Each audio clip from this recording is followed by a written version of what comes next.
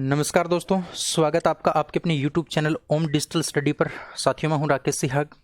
आपको पता है मैं आपके लिए 500 क्वेश्चन की सीरीज स्टार्ट कर रखी है आपके लिए मैंने, और इसका पार्ट नंबर 2 करवा रहा हूं। इससे पहले एक पार्ट करवा चुका हूं, उसका PDF आपको मैंने दे दिया है। अगर आपने अभी तक नहीं लिया है PDF तो साथियों ले लीजिए।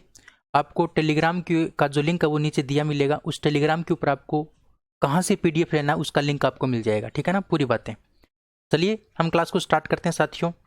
और आज हम बात करने वाले हैं 12 नंबर क्लास की। इससे पहले मैं आपको 11 क्लास करवा चुका हूं इस पार्ट नंबर 2 की, और 12वीं क्लास में हम 346 नंबर क्वेश्चन से पढ़ना स्टार्ट करेंगे, यानी 345 नंबर क्वेश्चन तक मैं आपको पहले ही करवा चुका हूं। 346 से आज हम स्टार्ट करेंगे। ठीक है, अगर आपने चैनल को सब्सक्राइब नहीं किया है तो आप चैनल को सब्सक्राइब कर लीजिए।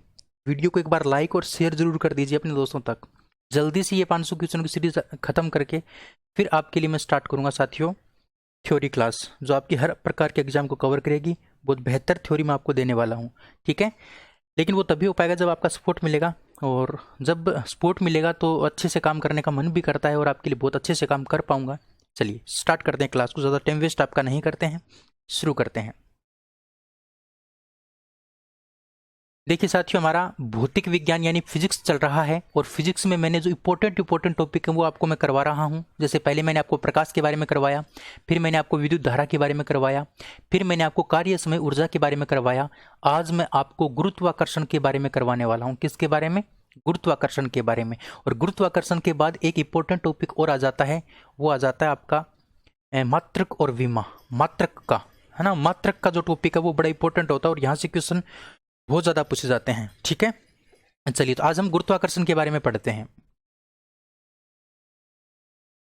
तो शुरू करेंगे हम 346 नंबर क्वेश्चन से। 346 नंबर क्वेश्चन आपके सामने, क्योंकि 345 नंबर क्वेश्चन तक मैं आपको पिछले वीडियो में करवा चुका हूं। ठीक है, चलिए तो शुरू करें। क्वेश्चन है आपका, गुरुत्वाकर्षण का सिद्धांत किसने दिया था?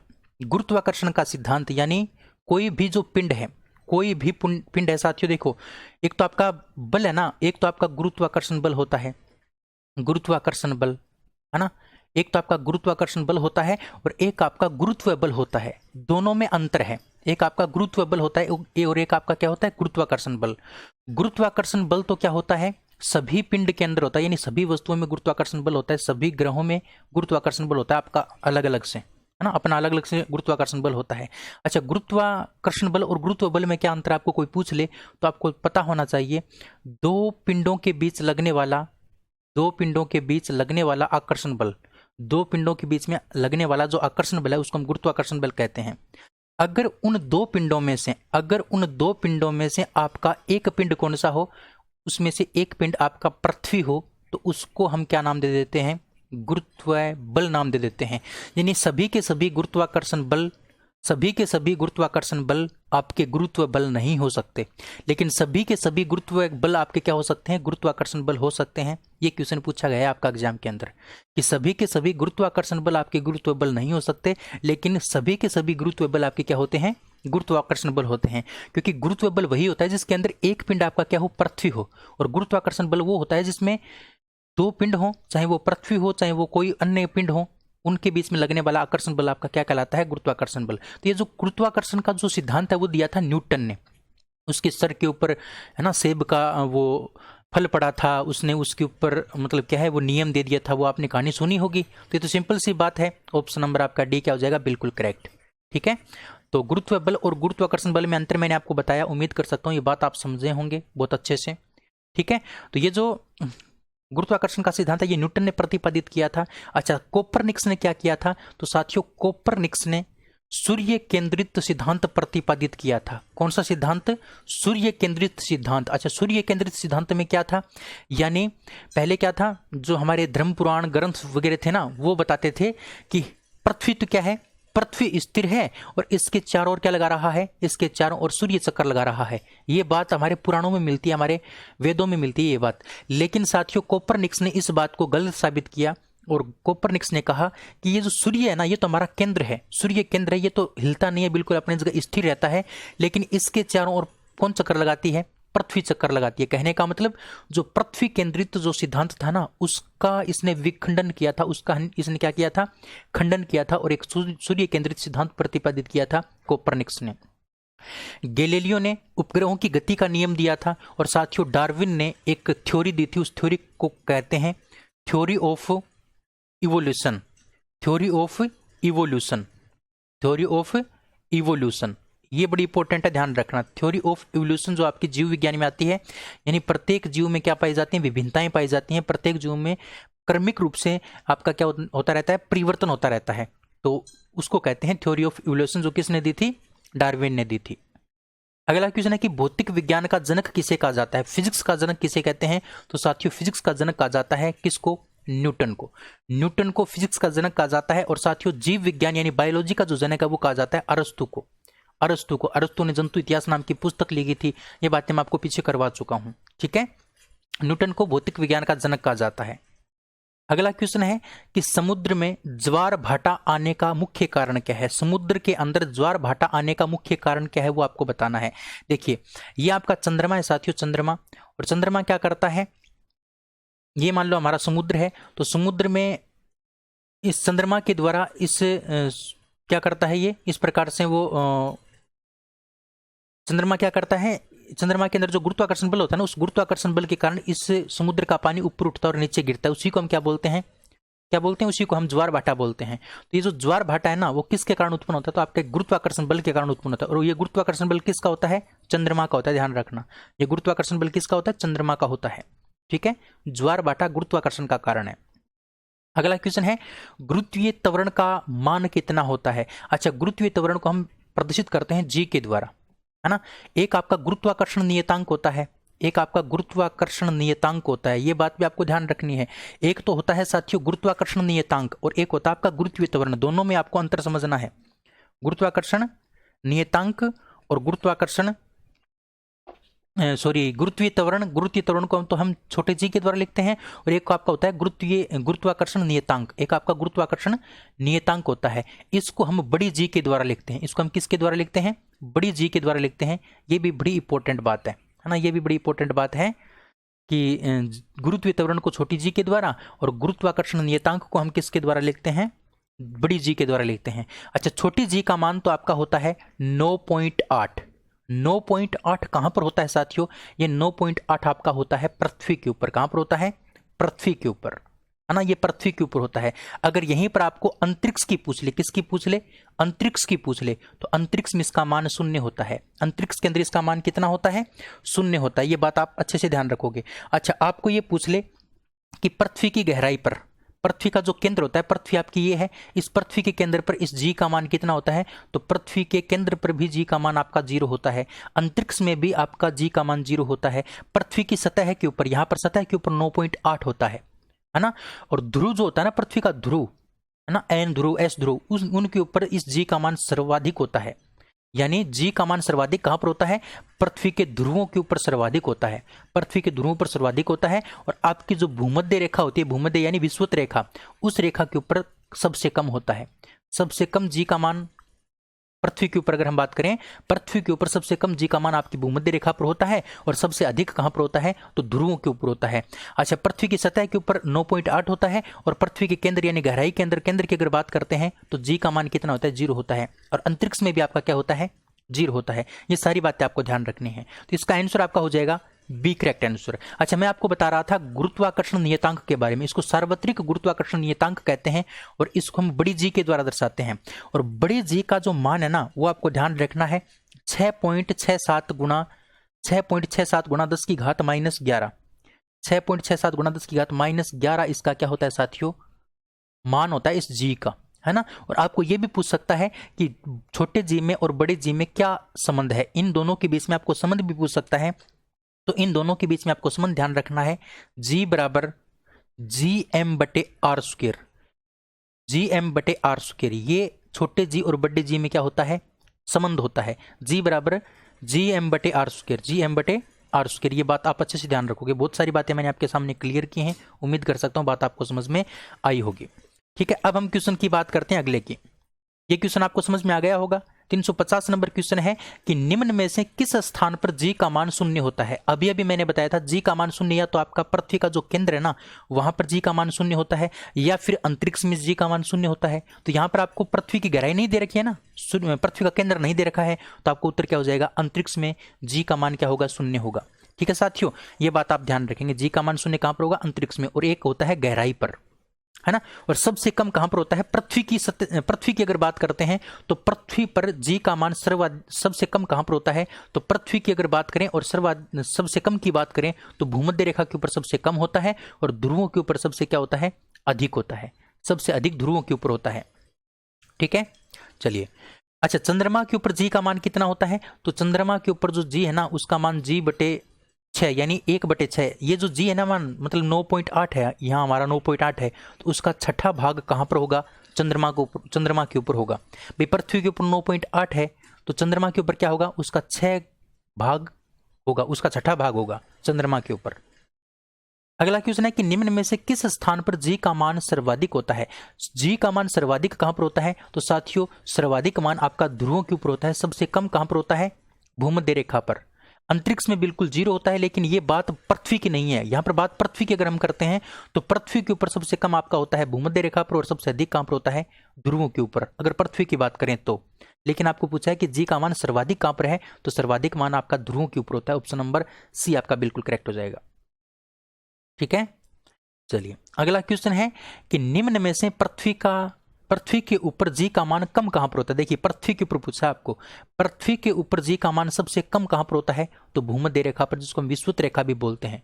0 डिग्री अक्षांश जो होती है ना उसको हम क्या बोलते हैं, भूमध्य रेखा बोलते हैं, विषुवत रेखा बोलते हैं। और उसके ऊपर आपका जी का मान यानी गुरुत्वीय त्वरण का मान बिल्कुल क्या होता है, शून्य, बिल्कुल कम होता है ना, सबसे कम होता है आपका जी का मान भूमध्य रेखा के ऊपर। अगला क्वेश्चन है कि किस स्थान पर भार पृथ्वी के 1/6 गुना हो जाता है। यानी उस स्थान का नाम आपको बताना है जहां पर पृथ्वी के भार का 1/6 गुना भार वहां पर हो जाता है, यानी 1/6 भाग कहां पर होता है, तो ध्यान रखोगे साथियों, चंद्रमा के ऊपर। कहां पर होता है, चंद्रमा के ऊपर। यानी अगर यहां पृथ्वी के ऊपर किसी व्यक्ति का भार 100 kg है ना, 100 kg है, 100 kg नहीं 100 न्यूटन, क्योंकि भार का मात्रक क्या होता है, न्यूटन होता है। भार का मात्रक न्यूटन होता है, और द्रव्यमान का मात्रक आपका क्या होता है, केजी होता है। द्रव्यमान का मात्रक केजी होता है और भार का मात्रक न्यूटन होता है। ये बात ध्यान रखना, द्रव्यमान और भार में अंतर होता है। वो अंतर क्या होता है वो मैं आपको बताऊंगा, कभी टेंशन मत लो। अगर 100 न्यूटन है पृथ्वी के ऊपर, तो चंद्रमा के ऊपर उस व्यक्ति का भार कितना होगा, तो उस व्यक्ति का भार 1/6, यानी हम इसमें कितना, 100 में हम कितने का, मान लो 60 है, तो 60 को हम काटेंगे कितना आएगा, 10, यानी 10 न्यूटन ही आपका भार बचेगा चंद्रमा के ऊपर। ये आपको पता होना चाहिए। अगला क्वेश्चन है कि जी का मान बदलने से प्रभावित होने वाली राशि कौन सी है। अच्छा, जी का मान प्रभावित अगर हम बदल देते हैं तो कौन सी राशि प्रभावित होगी। भाई जी है ना वो सीधा साधा किसके ऊपर अफेक्ट करता है, तो सीधा सीधा भार के ऊपर इफेक्ट करता है, क्योंकि W बराबर यानी वेट बराबर क्या होता है, W बराबर वेट बराबर क्या होता है, mg होता है। यहाँ पर W का मान मतलब क्या है, भार, वेट है ना, यहाँ पर भार, वेट, यानी इसको मैं भार लिख देता हूँ, इसको भार लिख देता हूँ, भार बराबर आपका mg होता है। अब अगर हम इस g के मान में परिवर्तन करेंगे तो किसके मान पर प्रभावित होगा सॉरी, भार का मान प्रभावित होगा, है ना। यानी मान लो पहले g का मान 10 है ना, m का मान 5 है, 5 kg है, और g का मान हमने 10 ले लिया, तो हम क्या करेंगे, 5 गुना 10 करेंगे तो कितना आएगा, 50 आएगा, भार आपका 50 आ गया। लेकिन इस g के मान को हमने बदल दिया, g के मान को बदल दिया हमने 20 कर दिया, तो आपका भार बदल जाएगा ना, भार क्या हो जाएगा, बदल जाएगा। कहने का मतलब g के मान में परिवर्तन होने पर भार का मान क्या हो जाता है, चेंज हो जाता है, भार के ऊपर क्या पड़ता है, प्रभाव पड़ता है। ठीक है, ये कॉमन सेंस की बातें हैं जो आप अच्छे से ध्यान रख सकते हो अगर आपको सूत्र वगैरह अच्छे से पता है तो। अगला क्वेश्चन आपके सामने 355 नंबर क्वेश्चन कि पेड़ हिलाने पर फल का गिरना किसका उदाहरण है। पेड़ हिलाने पर फल का गिरना किसका उदाहरण है, तो साथियों ये आपका गति के प्रथम नियम का उदाहरण है। गति के प्रथम नियम का उदाहरण है, और गति का प्रथम नियम क्या कहता है, गति का प्रथम नियम ये बोलता है कि कोई भी वस्तु है वो अगर स्थिर है तो वो स्थिर रहना चाहती है, अगर वो गतिमान है तो वो गतिमान रहना चाहती है। जब तक उसके ऊपर कोई बाह्य बल कार्य न करे, जब तक उसके ऊपर कोई बाह्य बल कार्य न करे, तब तक वो स्थिर है तो वो स्थिर रहना चाहती है, और अगर वो गति में है तो गति क्या है, गति में रहना चाहती है। ये प्रथम नियम है। तो हमने पेड़ को हिलाया तो उसके फल को हमने क्या कर दी, उसके फल को हमने गति दे दी, यानी उसके ऊपर बल लगा दिया। हमने क्या कर दिया, उसके ऊपर बल लगा दिया तो वो गति में आ गया। पहले जो फल था ना, पहले फल था वो स्थिर अवस्था में था। कौन सी अवस्था में था, स्थिर अवस्था में था। लेकिन फिर हमने क्या किया, फिर पेड़ को हिलाया तो उसके ऊपर हमने बल लगाया, बल लगाया तो वो क्या हो गया, फल गति अवस्था में आ गया। तो वो कौन सा नियम हो गया, प्रथम नियम हो गया। और प्रथम नियम के द्वारा हमें किसकी परिभाषा प्राप्त होती है, तो बल की परिभाषा प्राप्त होती है। ये क्वेश्चन कई बार पूछा गया है। गति के प्रथम नियम से किसकी परिभाषा प्राप्त होती है, तो बल की परिभाषा प्राप्त होती है। अच्छा, द्वितीय नियम क्या है, द्वितीय नियम में यह बताया गया है कि कोई भी वस्तु के ऊपर जो बल है, किसी भी वस्तु के ऊपर आरोपित जो बल है ना, वो संवेग परिवर्तन की दर के बराबर होता है। संवेग परिवर्तन की जो दर है, संवेग परिवर्तन की जो दर है उसके क्या होता है, समानुपाती होता है। क्या होता है, समानुपाती। यानी इस लाइन को हम गणितीय रूप में लिखें तो इस प्रकार से लिख सकते हैं, बल का मतलब F होता है ना, बल का मतलब क्या होता है, F होता है। ठीक है, ये किसके बराबर होता है, ये आपका होता है संवेग परिवर्तन की दर के बराबर। किसके बराबर होता है, संवेग परिवर्तन की दर के बराबर। अब संवेग को हम लिखते हैं mv के बराबर ना, mv के द्वारा लिखते हैं। अब संवेग में परिवर्तन हो रहा है, यानी वेग, एक तो आपका u होता है वेग, एक आपका v होता है। एक बार हमने v ले लिया m के साथ, और एक बार हम क्या कर लेंगे, u ले लेंगे, क्योंकि वेग आपका दो प्रकार का है, एक प्रारंभिक वेग, एक अंतिम वेग। बट्टा में क्या कर देंगे, t बट्टा में क्यों किया, क्योंकि दर दे रखी है, और जब दर आएगी तब हम बट्टा में क्या लिखेंगे, t लिखेंगे। अब इसको हम सोल्व करेंगे तो f बराबर क्या आएगा, m यहाँ से कॉमन आ गया तो v माइनस यू बटे क्या आया, t आया। अब इस को हम क्या बोल सकते हैं, इसको बोल सकते हैं वेग में परिवर्तन की दर। वेग में परिवर्तन की दर, वेग में परिवर्तन हुआ, माइनस आ गया, परिवर्तन हो गया, और टी बटा में तो इसको हम दर बोल सकते हैं। तो वेग में परिवर्तन की दर को हम बोलते हैं त्वरण। क्या बोलते हैं, त्वरण। और त्वरण को लिखते हैं ए। त्वरण को हम किसके द्वारा लिखते हैं, ए के द्वारा। तो एफ का मान क्या गया, एफ का मान आ गया, एम का एम आ गया, और इस वी माइनस यू बटे टी को हम लिख सकते हैं ए। तो हमें क्या प्राप्त हो गया, एफ का मान प्राप्त हो गया, एफ का सूत्र प्राप्त हो गया। एफ का क्या सूत्र प्राप्त हो गया, सूत्र। तो द्वितीय नियम से क्या प्राप्त होता है, हमें एफ यानी बल का सूत्र प्राप्त होता है, और प्रथम नियम से हमें परिभाषा प्राप्त होती है। ठीक है, ये बात आपको समझ में आनी चाहिए साथियों।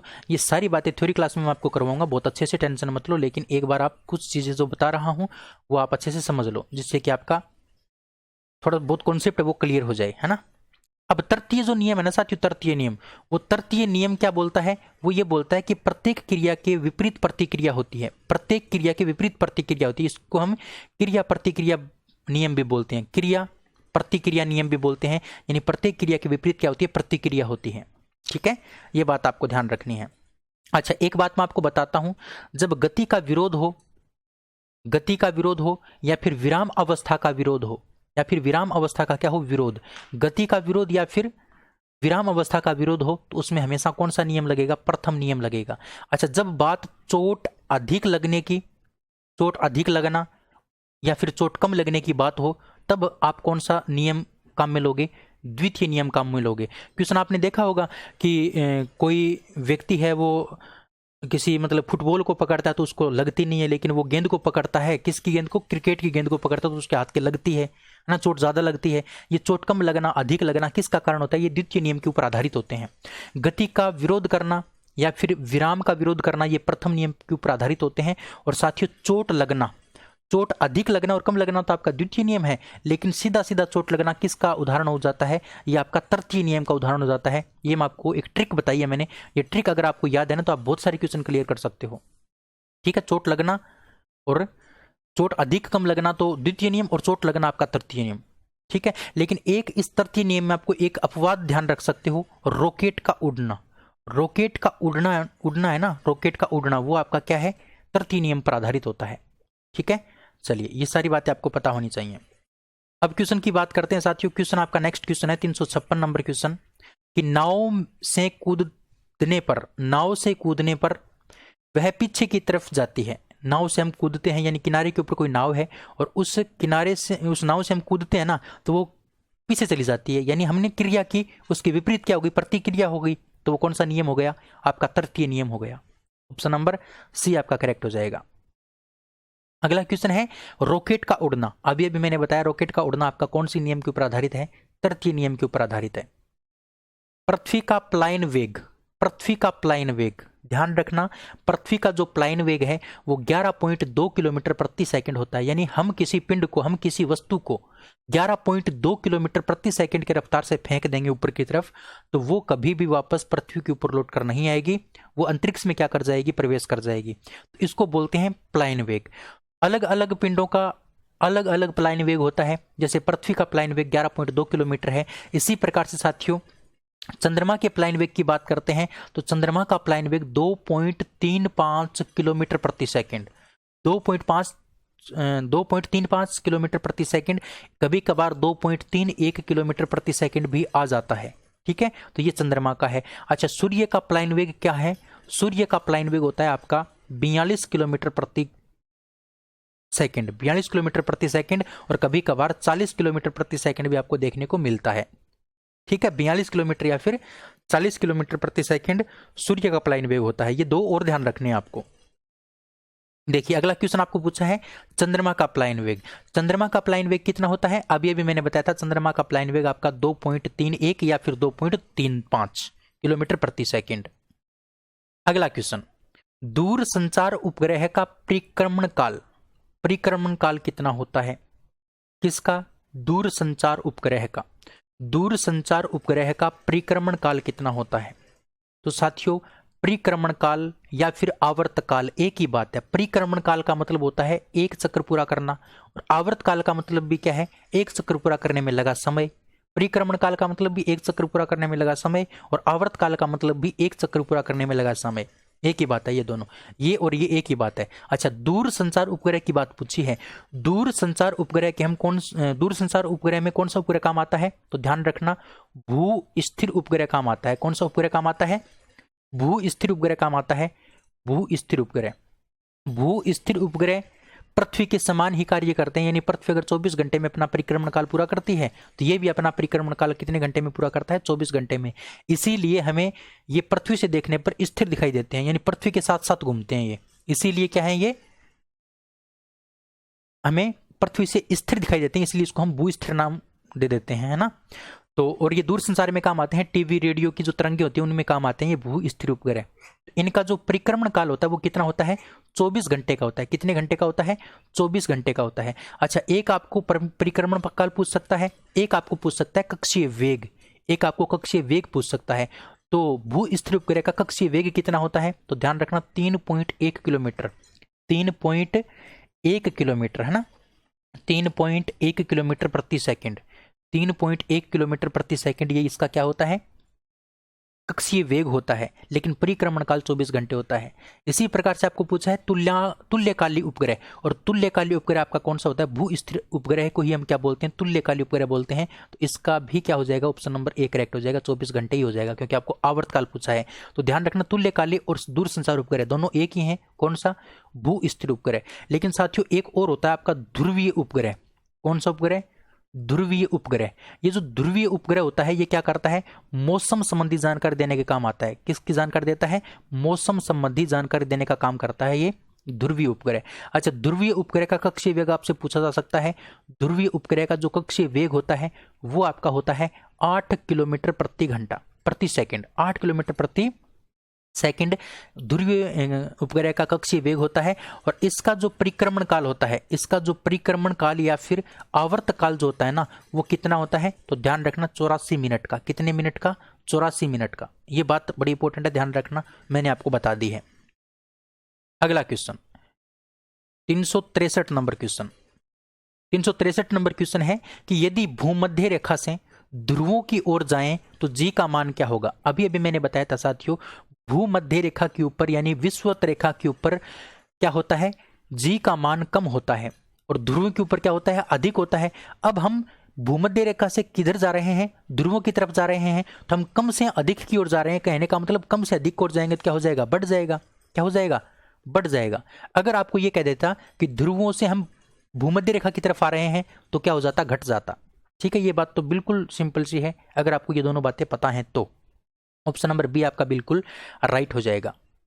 अगला क्वेश्चन है कि उपग्रह में बैठा व्यक्ति भार व्यक्ति का भार क्या होगा? उपग्रह के अंदर बैठे व्यक्ति का भार साथियों क्या होगा? शून्य होगा। क्यों? क्योंकि उपग्रह के अंदर आपका गुरुत्वीय बल नहीं होता। कौन सा बल नहीं होता? गुरुत्वीय बल नहीं होता। और जब उसके ऊपर गुरुत्वीय बल नहीं लगेगा तो उसका भार क्या होगा? बिल्कुल जीरो होगा। क्या होगा? बिल्कुल जीरो। तो उपग्रह के अंदर आपका गुरुत्वीय बल नहीं होता है। उपग्रह यानी अंतरिक्ष यान, अंतरिक्ष यान या उपग्रह एक ही बात है। अंतरिक्ष यान या उपग्रह एक ही बात है, क्योंकि उपग्रह को अंतरिक्ष यान ले जाने का काम करता है। अंतरिक्ष यान, अंतरिक्ष में जाने वाला यान, उसके अंदर भी व्यक्ति का भार बिल्कुल शून्य होता है, क्योंकि उसके अंदर गुरुत्वीय बल का मान क्या होता है? आपका बिल्कुल शून्य होता है। ठीक है। इसी प्रकार से अंतरिक्ष यान में पृथ्वी की परिक्रमा करते समय भारहीनता अनुभव होने का कारण क्या है? देखिए, अंतरिक्ष यान के अंदर पृथ्वी, जब अंतरिक्ष यान क्या कर रहा है? इस पृथ्वी की परिक्रमा कर रहा है, तो उसके अंदर बैठे व्यक्ति का भार बिल्कुल शून्य होता है। वो भारहीनता का क्या करता है? अनुभव करता है, भारहीनता का अनुभव करता है। तो वो कारण क्या है उसका? उसका कारण है शून्य गुरुत्व। उसका गुरुत्व क्या है? बिल्कुल शून्य है। गुरुत्व अगर शून्य है तो उसका भार भी क्या होगा? शून्य होगा, क्योंकि गुरुत्व बल के कारण ही क्या होता है? भार होता है। गुरुत्व बल के कारण ही क्या होता है?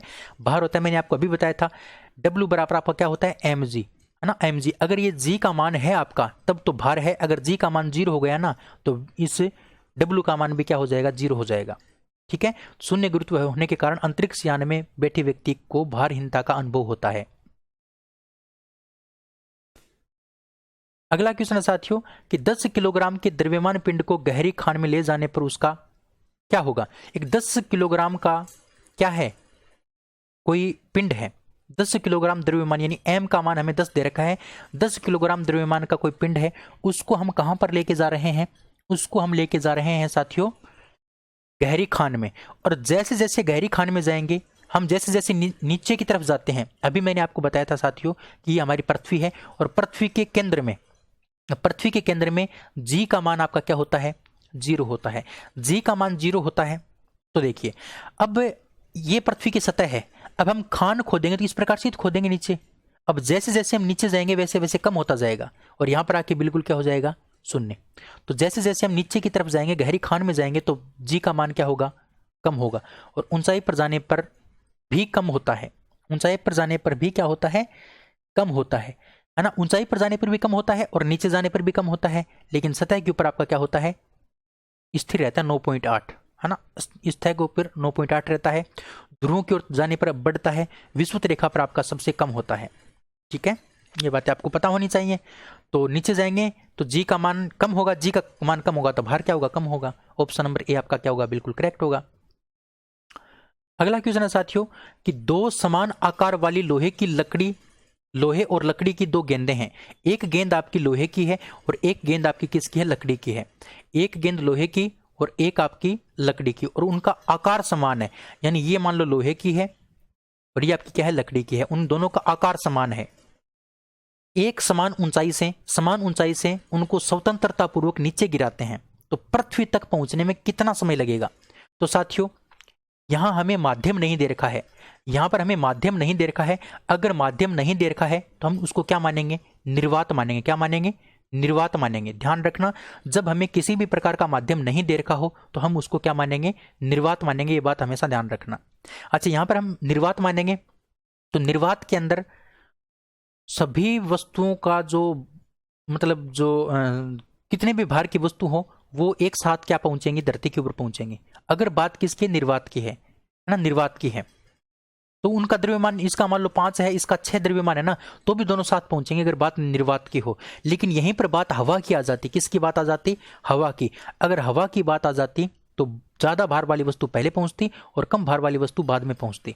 अगर बात हवा की हो तो ज्यादा भार वाली पहले पहुंचेगी और कम भार वाली बाद में पहुंचेगी। लेकिन बात अगर निर्वात की होगी तो आपका क्या होगा? दोनों एक साथ पहुंचेंगे, यानी पूर्णतः समान पहुंचेंगे। क्या करेंगी? पूर्णतः समान पहुंचेंगे। अगला क्वेश्चन है कि 2 अलग अलग वजन की समान आकार की गेंद निर्वात में गिरवाते हैं। देखिए, वजन उनका अलग अलग है, लेकिन यहां पर हमें क्या दे दिया? निर्वात दे दिया। निर्वात का मतलब हवा नहीं है। अगर हवा नहीं है तो वजन उनका कैसा भी हो वो एक साथ समान क्या करेंगे? समान रूप से वो समान समय में वो कहां पहुंचेंगे? धरती के ऊपर पहुंचेंगे। उनको अगर एक साथ छोड़ा जाता है तो समान समय में आएंगे, तो वो पूर्णतः क्या हो जाएंगे? समान हो जाएगा। उनका समय पूर्णतः समान हो जाएगा। तो उम्मीद कर सकता हूं बात आपको ये समझ में आ गई होगी। बड़ी इंपॉर्टेंट बात मैंने आपको बताई है। ये मैंने आपको गुरुत्वाकर्षण का टॉपिक करवा दिया साथियों। गुरुत्वाकर्षण का टॉपिक हमारा यहाँ पर कंप्लीट होता है। अब मैं आपको करवाऊंगा, हमारा टॉपिक है मात्रक। मात्रक का टॉपिक बड़ा इंपॉर्टेंट है। मात्रक का टॉपिक मैं आपको करवाने वाला हूँ। 2 बीच में रह गए हैं, वो यहाँ काउंटिंग करते समय ना कभी कभार हो जाती है, टेंशन मतलब कोई दिक्कत नहीं है, तो काउंटिंग में कभी कभार गलती हो जाती है।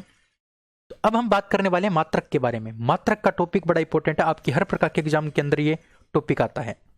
अच्छा, क्वेश्चन है पहला कि मात्रक की आधुनिक पद्धति क्या है। आधुनिक पद्धति है आपकी अंतरराष्ट्रीय पद्धति, एसआई पद्धति। एसआई पद्धति यानी international unit system. International unit system SI पद्धति जो है ना, वो आपकी आधुनिक पद्धति है। आज के दिनों में जो मतलब मापा जाता है किसी भी वस्तु को, वो एसआई पद्धति में मापा जाता है। किसके अंदर मापा जाता है? एसआई पद्धति में। अच्छा, ये जो एमकेएस पद्धति है ना, इस एमकेएस पद्धति का ही रूप क्या है? एसआई पद्धति है। एमकेएस पद्धति को ही बदल करके क्या कर दिया? एसआई पद्धति कर दिया। ठीक है। एफपीएस पद्धति में क्या होता है? एफपीएस पद्धति में जो आपका लंबाई है उसको तो हम किसके अंदर मापते हैं? फुट के अंदर मापते हैं। पी पाउंड यानी द्रव्यमान को हम किसके अंदर मापते हैं? पाउंड में मापते हैं, है ना, पाउंड में। लेकिन समय को हम किस में मापते हैं? समय को हम मापते हैं सेकंड में। समय को हम किस में मापते हैं? सेकंड में। कौन सी पद्धति के अंदर? एफपीएस पद्धति में। लेकिन सीजीएस पद्धति की बात करते हैं तो लंबाई को तो हम सेंटीमीटर में मापते हैं और द्रव्यमान को हम ग्राम में मापते हैं और समय को हम किस में मापते हैं? सेकंड में। और एमकेएस पद्धति में जो एमकेएस पद्धति होती है, एमकेएस पद्धति के अंदर आपका जो लंबाई है उसको तो हम मीटर में मापते हैं, है ना, और आपका जो द्रव्यमान होता है उसको हम केजी के अंदर मापते हैं और साथियों समय को हम सेकंड के अंदर मापते हैं। और ये जो आपकी एसआई पद्धति होती है उसमें मीटर, केजी और सेकंड ही काम आते हैं, इसलिए एमकेएस पद्धति का ही शुद्ध रूप क्या है आपका? ये एसआई पद्धति है। ठीक है। चलिए, अब आपको बहुत सारे मैं आपको मात्रक करवाने वाला हूं जो आपको याद रखने सीधे सीधे बहुत इंपॉर्टेंट है। जो इंपॉर्टेंट जो मात्रक है वही मैं आपको करवाऊंगा, जो आपके हर प्रकार के एग्जाम में बार बार पूछे गए हैं, वही क्वेश्चन आपके सामने में लेके आया हूं। देखिए, आपको पूछा है कि एसआई पद्धति में कितने मूल मात्रक हैं? एसआई पद्धति के अंदर 7 तो मूल मात्रक है साथियों, 7 तो मूल मात्रक हैं और 2 आपके संपूरक मात्रक हैं। 2 आपके क्या हैं? संपूरक मात्रक। अच्छा, जो आपके 7 मूल मात्रक हैं, अगर 7 मूल मात्रकों की बात करते हैं तो वो 7 मूल मात्रक कौन कौन से हैं? कितने मूल मात्रक हैं? 7। और वो 7 मूल मात्रक कौन कौन से हैं? पहला आपका लंबाई का हो गया, दूसरा आपका द्रव्यमान का हो गया, तीसरा आपका समय का हो गया, चौथा आपका हो गया तापमान का, पांचवा आपका हो गया धारा का, है ना, छठा आपका हो गया ज्योति तीव्रता का, है ना, ज्योति तीव्रता का, और सातवां आपका हो गया पदार्थ की मात्रा का। ये 7 मूल मात्रक शामिल किए गए हैं एसआई पद्धति में। एसआई पद्धति में 7 मूल मात्रक प्राप्त किए गए हैं, है ना, शामिल किए गए हैं। और इन्हीं 7 के द्वारा ही क्या है? सभी मात्रक बने हैं। इन्हीं 7 के द्वारा ही बने और सभी के सभी मात्रक। ठीक है, ये बात भी आपको ध्यान रखनी है। अच्छा, जो मूल मात्रक है साथियों, उनका मतलब ये तो लंबाई का मात्रक होता है, वो मूल मात्रक क्या होता है आपका? मीटर होता है। द्रव्यमान का मात्रक क्या होता है? केजी होता है ना। समय का मात्रक आपका सेकंड होता है। ताप का मात्रक आपका केल्विन होता है, एसआई मात्रक। धारा का एसआई मात्रक आपका क्या होता है? एम्पियर होता है। और ज्योति तीव्रता का आपका कैंडेला होता है, सीडी कैंडेला होता है। और पदार्थ की मात्रा का मूल मात्रक या फिर एसआई मात्रक क्या होता है? आपका मोल होता है। क्या होता है? मोल होता है। ये बात आप ध्यान रखेंगे। अच्छा, 2 संपूरक मात्रक भी शामिल किए गए हैं, और वो 2 संपूरक मात्रक कौन कौन से हैं? एक तो आपका समतल कोण के लिए है। किसके लिए? समतल कोण के लिए। और एक आपका ठोस कोण के लिए है, ठोस कोण के लिए। ठीक है, तो समतल कोण के लिए तो रेडियन काम में लेते हैं। समतल कोण के लिए हम किसको काम में लेते हैं? रेडियन। तो रेडियन एक संपूरक मात्रक है जो एसआई पद्धति का मात्रक है, और किसका है? समतल कोण का। और ठोस कोण के लिए हम किसका उपयोग करते हैं? स्टेरेडियन का। किसका उपयोग करते हैं? स्टेरेडियन का उपयोग करते हैं। ये बातें आपको ध्यान रखनी है। ठीक है, चलिए अगले क्वेश्चन की बात करते हैं कि भारतीय मानक संस्थान कहाँ स्थित है। भारतीय मानक संस्थान यानी मात्रक जो संस्थान है ना, वो कहां पर है? तो वो नई दिल्ली के अंदर स्थित है। ये एक जीके का क्वेश्चन मैंने आपको करवा दिया, लेकिन ये साइंस से संबंधित था इसलिए मैंने आपको करवा दिया। अगला क्वेश्चन ये रहा आपके सामने कि बिजली के उपकरण के लिए प्रमाणिक चिन्ह क्या है। अब ये याद रखना साथियों, बिजली के उपकरण के लिए प्रमाणिक जो चिन्ह है वो क्या है। तो अगर आप बिजली का कोई भी सामान लेके आते हो तो उसके ऊपर आईएसआई का मार्क आता है। किसका मार्क आता है? आईएसआई का मार्क आता है। ठीक है। यूरो जो है ना, यूरो वो वाहनों के का मार्का होता है। किसका मार्का होता है? वाहनों का। वाहनों की शुद्धता का जो प्रमाणिक चिन्ह होता है वो क्या होता है आपका? यूरो होता है वाहनों के लिए। और आपका जो ISI होता है वो बिजली के उपकरणों के लिए होता है। किसके लिए? बिजली के उपकरणों के लिए। और ये जो हॉलमार्क जो चिन्ह आता है, वो हॉलमार्क का जो चिन्ह आता है साथियों, वो सोने की शुद्धता को दर्शाता है। किसकी शुद्धता को दर्शाता है? सोने की शुद्धता को। और जो एक मार्क, जो आपका एक मार्क नाम का जो प्रमाणिक चिन्ह होता है, वो किसकी शुद्धता को दर्शाता है? वो खाद्य पदार्थ की शुद्धता को दर्शाता है। वो खाद्य पदार्थ की शुद्धता को दर्शाने का काम करता है। तो आपको पूछा था बिजली के उपकरण के लिए, तो ISI मार्क का काम आता है। अच्छा, सोने की शुद्धता के लिए हॉलमार्क। सोने की शुद्धता के लिए कौन सा हो गया? हॉलमार्क। और खाद्य पदार्थों के लिए आपका हो गया एक मार्क, है ना। खाद्य पदार्थों के लिए एक मार्क। और वाहनों के लिए आपका यूरो हो गया। वाहनों के लिए क्या हो गया? यूरो। चारों क्वेश्चन मैंने यहाँ पर आपके क्लियर कर दिए हैं। अगला क्वेश्चन है कि ताप का SI मात्रक। अभी अभी मैंने बताया था ताप का SI मात्रक आपका केल्विन है। ताप का SI मात्रक क्या है? केल्विन। बहुत सारे दोस्त इसका सेंटीग्रेड उत्तर कर सकते हैं, लेकिन सेंटीग्रेड उत्तर नहीं है। सेंटीग्रेड उत्तर नहीं है साथियों। इसका केल्विन क्या है? SI मात्रक। आपको SI मात्रक पूछा है तो ताप का SI मात्रक आपका क्या है? केल्विन। और ताप को मूल मात्रक के अंदर भी शामिल किया गया है। ठीक है। वैसे सेंटीग्रेड, फ़ारेनहाइट, र्यूमर, ये सभी के सभी आपके तापमान के पैमाने हैं, तापमान के मात्रक हैं, लेकिन आपका SI मात्रक सिर्फ और सिर्फ केल्विन है। पदार्थ की मात्रा का मात्रक क्या होता है? तो पदार्थ की मात्रा का मात्रक मोल क्या होता है? मोल होता है। एम्पियर किसका मात्रक है? ये धारा का मात्रक है। कैंडेला किसका मात्रक है? कैंडेला आपका ज्योति तीव्रता का मात्रक है। ज्योति तीव्रता का मात्रक है। कैंडेला ज्योति तीव्रता का मात्रक है। और महो को हम साइमन भी बोलते हैं। क्या बोलते हैं? साइमन। और साइमन किसका मात्रक है साथियों? चालकता का मात्रक है। किसका? चालकता का। ठीक है। महो, साइमन यानी चालकता का मात्रक। इस साइमन को हम क्या बोल सकते हैं? ओम इनवर्स भी बोल सकते हैं। ओम इनवर्स यानी ओम -1, क्योंकि चालकता जो है ना वो प्रतिरोध की व्युत्क्रमानुपाती होती है। यानी चालकता को हम C के द्वारा दर्शाते हैं, तो C का मान किसके बराबर होता है? 1/R के। यानी व्युत्क्रमानुपाती होती है किसकी? R की। R की यानी प्रतिरोध की व्युत्क्रमानुपाती होती है। तो प्रतिरोध का मात्रक आपको पता है ओम होता है साथियों। इस प्रतिरोध का मात्रक क्या होता है? ओम होता है। इसका मात्रक ओम होता है। और ओम को हम अगर ऊपर लेके जाएंगे तो ये क्या आ जाएगा? उसके ऊपर माइनस आ जाएगा, -1। तो इस -1 को ही हम क्या बोलते हैं? साइमन बोलते हैं। इसी को हम क्या बोलते हैं? साइमन, है ना। और आपका ओम का प्रतीक क्या होता है? ओम का प्रतीक ये होता है, ओम का प्रतीक इस प्रकार से। तो साइमन का प्रतीक क्या होता है? इस साइमन का प्रतीक अगर आपको लिखना है तो ओम के प्रतीक को आप उल्टा कर दो इस प्रकार से। ये आपका क्या होता है? साइमन का प्रतीक होता है। 2-4 बातें मैंने आपको बताई, उम्मीद करता हूँ ये बात आपको समझ में आई होंगी। अगला क्वेश्चन है कि ज्योति तीव्रता का मात्रक। ज्योति तीव्रता का मात्रक कैंडेला। एम्पियर किसका है? तो धारा का है। महो किसका है? तो ये आपका अभी अभी बताया था मैंने, चालकता का। इसको हम साइमन भी बोलते हैं। और मोल आपका किसका है? पदार्थ की मात्रा का। पदार्थ की मात्रा का। तो ये मैं आपको इसी प्रकार से क्वेश्चन करवाऊंगा मात्रक से संबंधित। अगर आप इससे इरिटेट हो रहे हो या फिर आप इससे थोड़े बोर हो रहे हो तो साथियों, बोर होना आपके लिए कामयाब बात नहीं है, क्योंकि क्वेश्चन यहाँ से बहुत ज़्यादा पूछे जाते हैं आपके एग्जाम के अंदर। बस थोड़े दिनों की बात है, 2-3 दिन और लगेंगे, उसके बाद हमारे 500 क्वेश्चन कंप्लीट हो जाएंगे। फिर मैं आपको थ्योरी करवाऊंगा बड़े ज़बरदस्त तरीके से। ठीक है। चलिए, आज के इस वीडियो में इतना ही। अगले वीडियो में फिर मिलेंगे साथियों। तब तक के लिए जय हिंद, जय भारत। अगर आपको वीडियो पसंद आया है तो आप लाइक करेंगे, शेयर करेंगे, चैनल को सब्सक्राइब जरूर करेंगे। ठीक है। चलिए, थैंक यू, धन्यवाद।